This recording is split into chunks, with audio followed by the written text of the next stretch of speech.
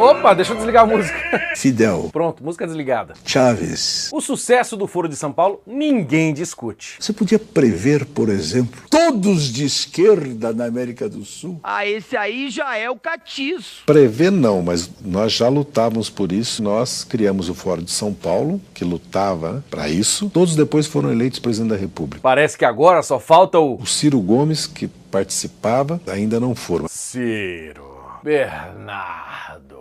Este ano nós tivemos já o encontro do grupo Bilderberg e agora o outro grupo que quer nos ferrar é o Foro de São Paulo, que vai se reunir em julho. Morales. Vocês podem ver na tela de vocês um PDF do Partido Comunista Cubano, PCC, já dizendo, convocando todo mundo para participar do Foro de São Paulo este ano. E será um encontro significativo porque será feito em Cuba, como aconteceu em 1993. Bachelet. O objetivo mais explícito, bem genérico e abstrato do Foro de São Paulo, como sempre, vai ser buscar a unidade da América Latina e do Caribe, a integração das esquerdas aqui. Correa. Vamos dar uma olhadinha no que a senhora Idalmi Brooks, do Comitê Central do Partido Comunista Cubano, disse que serão os principais temas do Foro de São Paulo, para a gente ver aonde a merda vai dar. Claro que eles precisam dizer que eles vão reagir contra a ofensiva direitista contra-revolucionária, que é preciso focar nos jovens, etc. De las tareas que tiene la juventud en los espacios nacionales. Mas isso tudo é balela para boi dormir. Mas vamos ver agora do que vai se tratar o Foro. A reunião do Foro de São Paulo deste ano vai fazer uma homenagem, sabe para quem? Quem mais? El comandante máximo. Fidel. El comandantito Fidel Castrito. Y por supuesto, un momento especial, una plenaria sobre el pensamiento de Fidel Castro. Este ano o Foro de São Paulo vai dedicar-se a homenagear o Fidel Castro, que morreu em 2016 e sabe Deus se já não está abraçado com o capeta.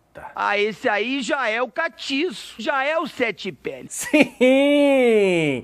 Eles vão homenagear Fidel Castro, o mesmo que em 1957, antes de tomar o poder em Cuba, deu uma entrevista ao Herbert Matthew, do New York Times, dizendo o seguinte, que consta aqui no livro negro do comunismo. Vamos para os nossos comerciais! Você encontra o livro negro do comunismo na minha livraria. Acesse o link na descrição. O mesmo Fidel Castro que disse o seguinte, abre aspas, o poder não me interessa. Depois da vitória, ou seja, depois de tomar o poder e ferrar todo mundo como ele fez em Cuba, quero regressar à minha cidade e retomar minha profissão de advogado. Que bonitinho! Só que todo comunista se diz democrático, diz que não quer o poder, mas quando ele chegou ao poder, em 1961, a declaração de Fidel Castro disse, dentro da revolução, tudo, fora da revolução, nada.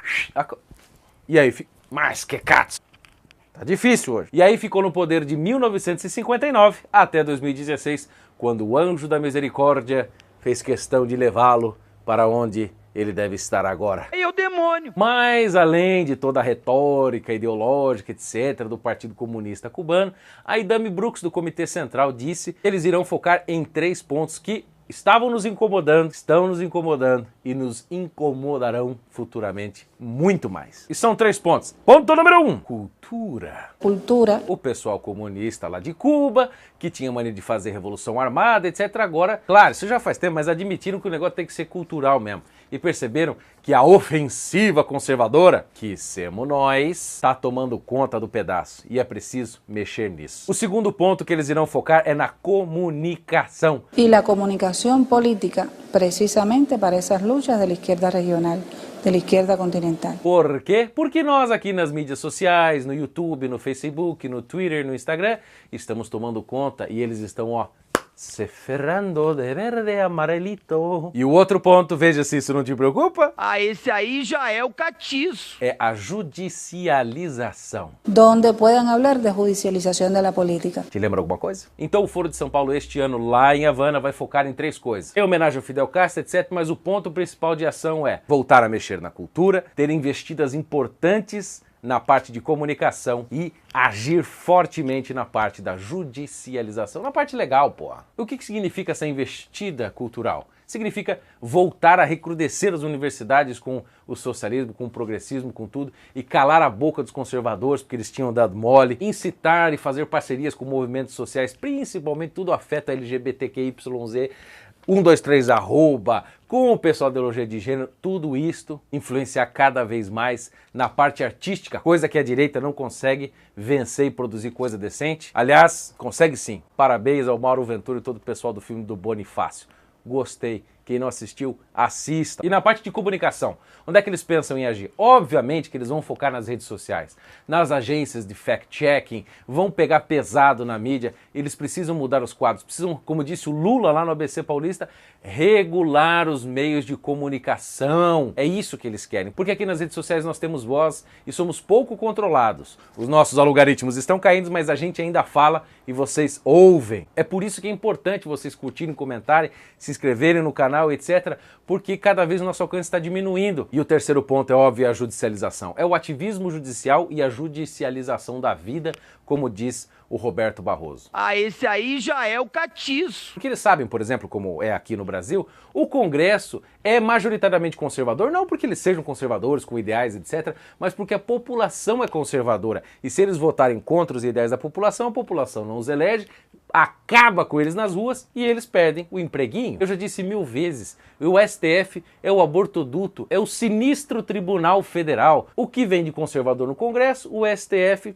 corta. É aborto, voto impresso, condução coercitiva e todo tipo de balela. Só que agora eles evitaram mexer no Lula porque sabiam que ia ter uma convulsão social se o Molusco saísse da cadeia. Todos de esquerda na América do Sul. Ah, esse aí já é o catiço. E antes de dar algumas soluções para esses três problemas, cultura, comunicação e judicialização, vocês sabiam que o pessoal do Foro de São Paulo, inclusive, vai admitir agora partidos comunistas lá da Europa, de certo da França, etc., mas abriram agora a porteira para aqui na América Latina entrar o comunismo europeu. E não só é o comunismo europeu, mas o comunismo chinês. A secretária executiva do Foro de São Paulo, a senhora Mônica Valente, esteve lá no tal do Fórum de Guangzhou, falando com o pessoal do Partido Comunista, com os comunistas lá da China, sobre a integração, sobre como eles fizeram maravilhas aqui na América Latina e estão se locupletando com o PC, com o Partido Comunista Chinês. Comunistas da Europa, comunistas da China, comunistas da América Latina, todos se unindo para quê? Para ferrar com a sua vida. Não só ferrar a sua vida, como controlar a sua vida, aumentar o Estado, aumentar o imposto, controlar a cultura, ferrar as suas criancinhas, fazer dos seus filhos militantes. E como disse o Zé Dirceu, Ciro Gomes é o único cara que esteve presente nas reuniões do Foro, etc., que não foi presidente ainda. O Ciro Gomes, que participava, ainda não foram. Ciro Bernardo. Mas eu acho que eles querem botar o Ciro no poder se o Lula não puder sair. Por quê? O Partido Chinês apoia o Ciro, o Partido Chinês está com o Foro de São Paulo, o Lula está na cadeia, quem que vai ser a opção? O Boulos? Ah! Então vamos lá, vamos para a parte prática aqui que nós podemos fazer em virtude dessas ações que o Foro de São Paulo está propondo na parte cultural, na comunicação e na parte da judicialização. A parte cultural, o que você pode fazer são duas coisas. A primeira delas é estudar, saber o que é o movimento comunista, suas estratégias, sua história, etc.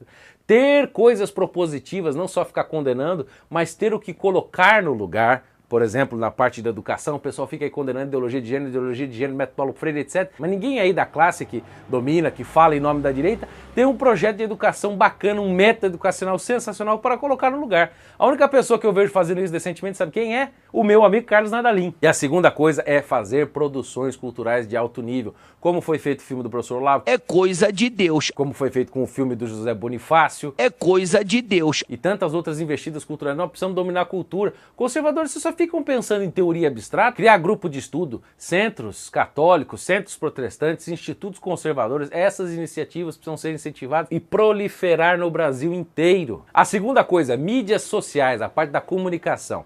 A primeira delas é rechaçar, tirar sarro e acabar com essa história de fact-checking das agências do Facebook, etc. E a segunda, quando você for bloqueado no Facebook, no YouTube, no Twitter, não interessa, processe, arrume um advogado que tenha alguma especialização ou que conheça bem essa questão digital, processe esse pessoal, como eu estou fazendo, processando o Facebook, processando o YouTube, processando escambau. Não sai caro, se você não tem dinheiro você pode pedir justiça gratuita, porque a lei do Marco Civil da internet só permite que uma postagem, um perfil, etc., seja pagado mediante um juiz que mande fazer esse negócio. Não adianta sair apagando, porque a lei americana não vale aqui. O Facebook, o YouTube, etc., tem que respeitar as leis brasileiras. Porque quanto mais processo começar a surgir, mais esse povo vai ter um passivo judicial imenso e um ativo também, e vão começar a mudar porque o bolso fala alto. é coisa de Deus. E o terceiro ponto, que é a judicialização, que o nosso principal alvo é o STF, nós temos aquele projeto de lei que eu já falei que é importantíssimo, que é o 4754/2016, que coloca como crime de responsabilidade na Lei 1079 o ministro do Supremo que usurpar as prerrogativas do Executivo e do Legislativo. E nós podemos impeachment, por exemplo, um Barroso, um Gilmar Mendes da vida, É o demônio. que comece a querer mexer nas leis e reescrever a Constituição como se Deus fosse. É coisa de Deus. Então, gente, perceba que a preocupação maior do Foro de São Paulo não é ficar mexendo em eleição o tempo inteiro. O que eles querem é mexer nas coisas que vão além. O que eles querem mexer nas coisas que importam muito mais do que eleição, que é cultura, a mídia, ou seja, a classe falante, os meios de difusão e a parte da judicialização. E é isso que nós temos que nos preocupar. Eles não são idiotas. Idiotas somos nós se nos preocupamos somente, não que nós não devemos nos preocupar, mas somente com eleições. Mas cultura, comunicação e judicialização, a parte judicial, fala mais alto e conta para além do voto. É o demônio. Portanto, além de se inscrever no meu canal, entre aí no site da Vista Direita, que é parceira deste canal. Tem camiseta, caneca, um monte de coisa boa para você comprar e dar aquela oprimidinha básica na faculdade, no seu trabalho. Um abraço, pessoal, até o próximo vídeo.